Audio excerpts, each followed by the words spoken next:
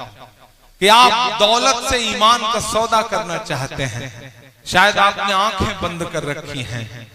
आप कितना भी भला बुरा कहें इस्लाम को, कितना भी बदनाम करने की कोशिशें करें, लेकिन आप भूल रहे हैं कि इस्लाम तो ऐसा मजहब है कि जब जब उसे दबाने की, बदनाम करने की कोशिशें की गई हैं, वो और बुलंदी के साथ दुनिया के सामने आया है।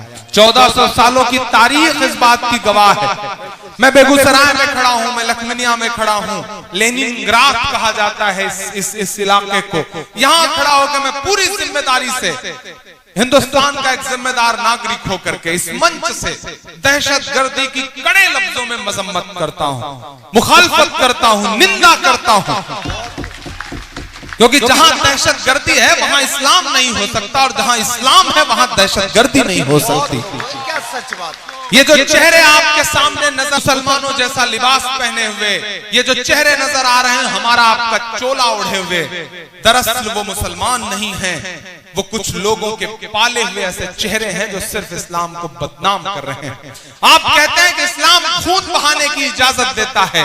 मैं तो पूरी जिम्मेदारी से कहता हूं बेगूसराय वालों कि जो मजहब वजू करते हुए नाहक पानी बहाने तक की इजाजत न देता हो, वो खून बहाने की इजाजत कैसे दे सकता है? मैं पूरी जिम्मेदारी से यह बात कहता हूं, मैं कड़े लफ्जों में मजम्मत करता हूं। कभी इस्लाम कभी मासूमों का कत्ल करने की इजाजत नहीं दे सकता। अरे हम तो उनके मानने वाले हैं कि जिन पर रोज कूड़ा फेंकती थी एक बुढ़िया, एक दिन जब उस कूड़ा नहीं फेंक पाई तो आप हुजूर अकरम सल्लल्लाहु अलैहि वसल्लम उसका हाल चाल लेने के लिए उसके घर गए। हम तो उनके मानने वाले हैं। ये जो लोग हैं इनके खिलाफ खड़े होइए, दहशतगर्दी की मजम्मत करिए, क्योंकि दुनिया आपकी तरफ बहुत बुरी नजरों के साथ देख रही है। बोलना पड़ेगा। मैं ये कह रहा हूं दोस्तों कि जिस तरह बिस्मिल्लाह कह करके शराब पीने से हराम शराब हलाल नहीं हो जाती, उसी तरह अल्लाहु अकबर कह करके किसी मासूम का कत्ल कर देने से वो कत्ल जायज नहीं हो जाता। हम मजम्मत करते हैं इसके।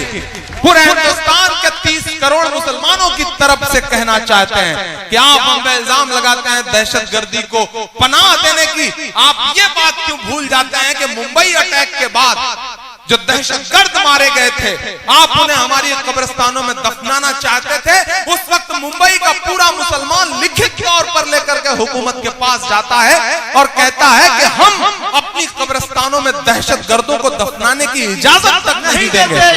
आप इन बातों को क्यों भूल जाते हैं?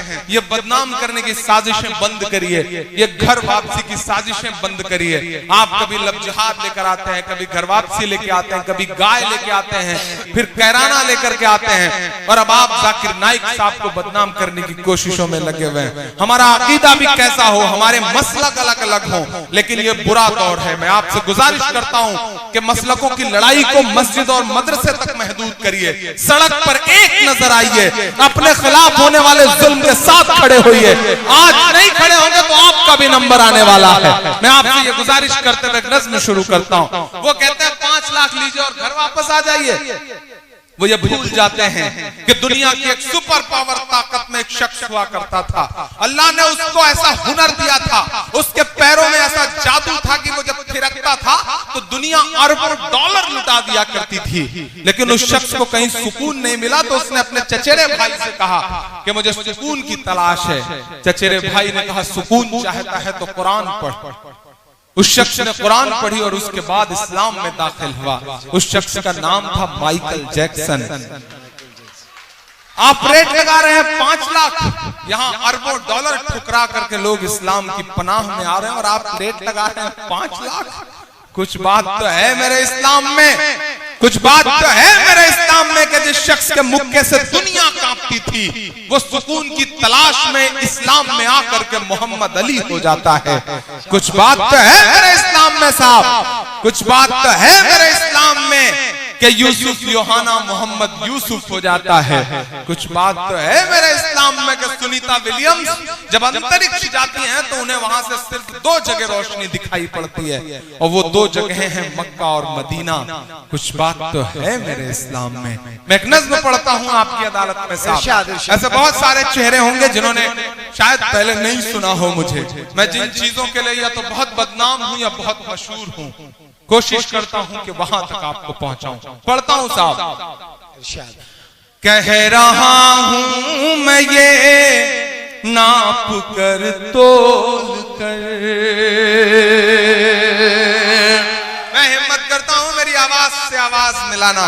लबों पर हम सजा कर आयते कुरान निकले हैं, वतन पर मरने मिटने का लिए अरमान निकले हैं। जमाना अगर तुला है जान लेने पर तो क्या डरना, हथेली पर सजाकर हम भी अपनी जान निकले हैं। हथेली पर सजाकर हम भी अपनी जान निकले हैं। फैज भाई पढ़ता हूं न, कह रहा हूं मैं ये नाप कर तोल कर, अपने ईमान की आवाज पर बोल कर, अपने ईमान की आवाज पर बोल कर, ख्वाब घर वापसी का जो बुनते हैं वो, ख्वाब घर वापसी का जो बुनते हैं वो, मेरी धड़कन सुने कान को खोल कर, मेरी धड़कन सुने कान को खोल कर। हम मोहम्मद के इस्लाम की शान पर, देखता हूं कितनी मोहब्बत करते हैं आप अपने आका से। मैं पढ़ता हूं ये मिसरे कि हम मोहम्मद के इस्लाम की शान पर कल भी कुर्बान थे